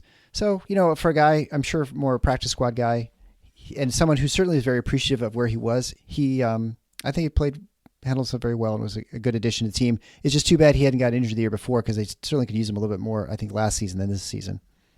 Yeah, I'd agree with that. The way this season unfolded, in part because MSU played so differently than they normally do in terms of pace. Yeah. There wasn't as much of a need as you would normally anticipate for wing depth. Yeah, right. Like they were able, because they played slowly, they were able to get by with, I guess it was basically 5 guys in the perimeter rotation, because you had the 3 starters, and then you had Hall and Holloman off the bench, and Hall wasn't even exclusively a wing, so it was really more like 4 2/3. That's unusual. Normally, for those 3 spots, you would expect MSU to be playing 6 guys. Yeah. And that's, that didn't just squeeze Whitens out, it squeezed Pierre Brooks out too. Right. But yeah, I mean, Whitens was important in Portland for sure. And great that he got to live a dream and actually play a year at a high major. I believe technically he would be eligible to come back if he seeks a medical waiver, and I don't think that's been decided yet. But if he were to come back, I don't think there's any kind of likelihood of a strong playing role. Yeah. But a guy who was important in practice, and to give them a depth option when they absolutely needed it at an early point in the season. Yeah. Next, we go to Davis Smith, Steve Smith's son, who had originally decided to transfer out of Michigan State, but decided to come back and return. He played in 12 games. He was 1 for 5 for the season, 0 for 2 for 3, and so he had a bucket for the year, a couple of rebounds. Yeah. I mean, all these guys, we could talk about Nick Sanders and Steven Izzo together with them, all the walk-ons. Yeah. Important guys, I think, culturally. Never hear a bad word about any of them. They all appear to be very popular with their teammates, which is important for guys in those roles.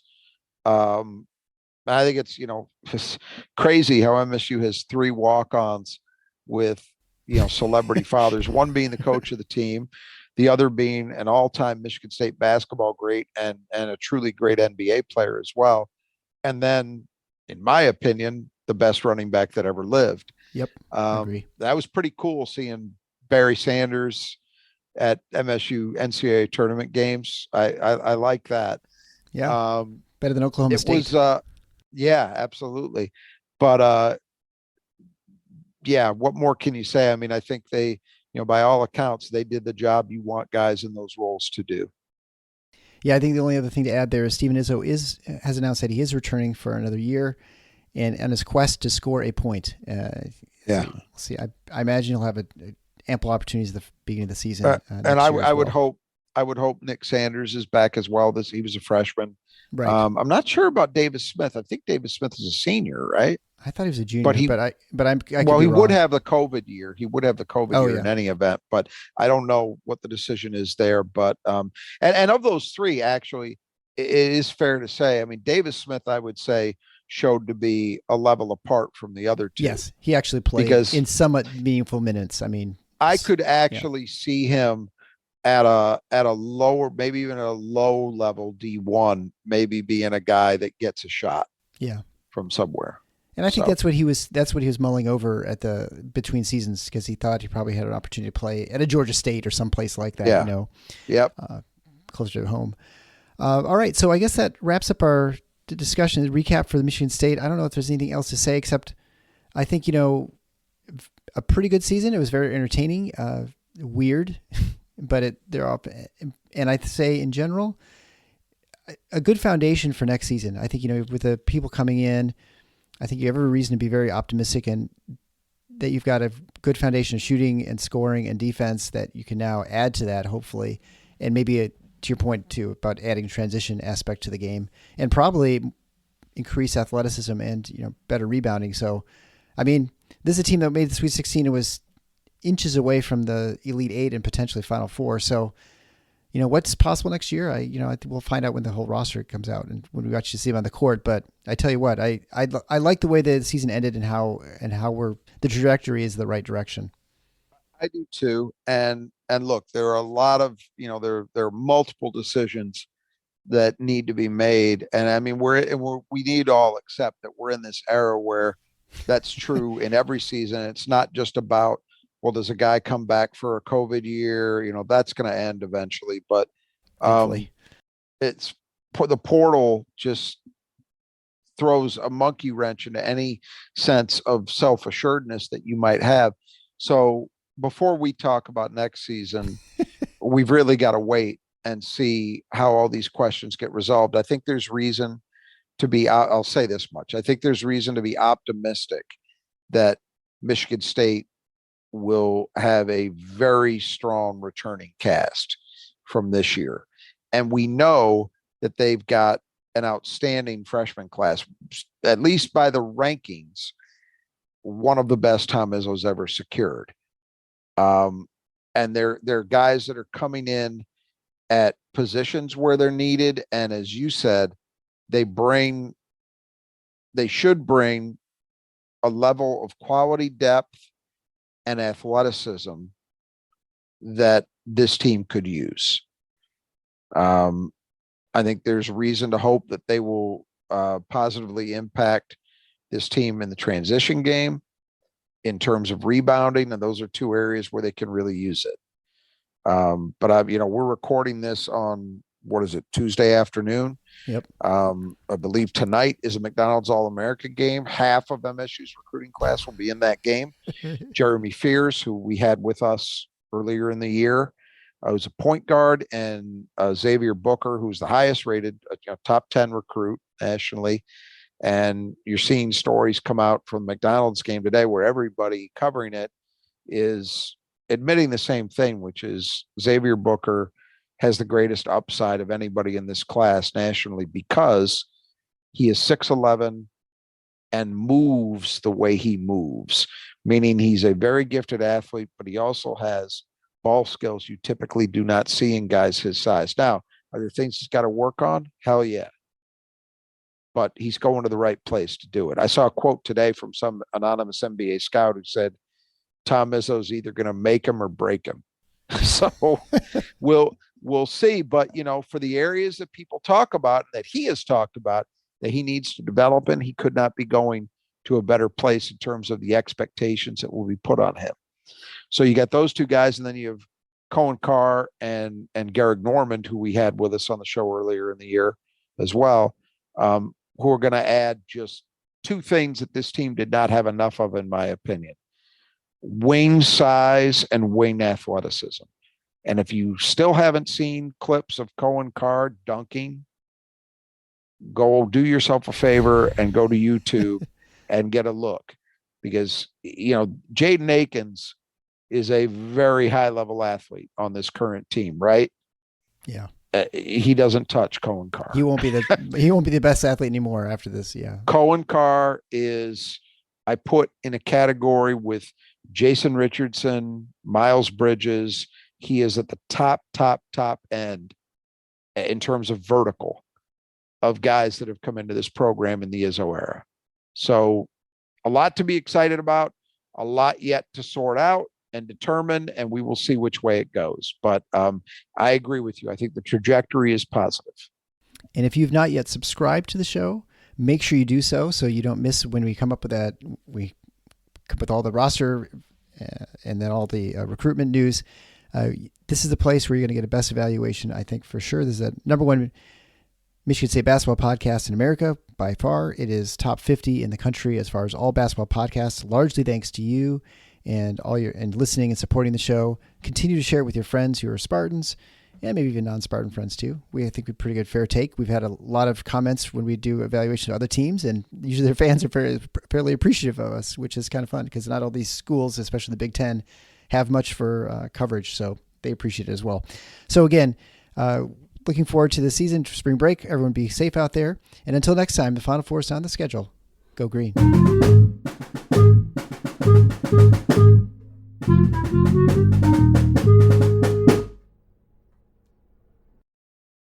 March Madness is here, and the best way to stay up to date on everything happening in the NCAA tournament is the Field of 68 After Dark. Join Rob Doster, Jeff Goodman, John Fanta, Tyler Hansbrough, and the rest of the Field of 68 crew as they break down brackets, upsets, and your favorite Cinderellas throughout the month of March. You can listen on SiriusXM Channel 84. You can stream it on the Field of 68 YouTube channel, or you can just search Field of 68 After Dark wherever you are listening to this Blue Wire podcast.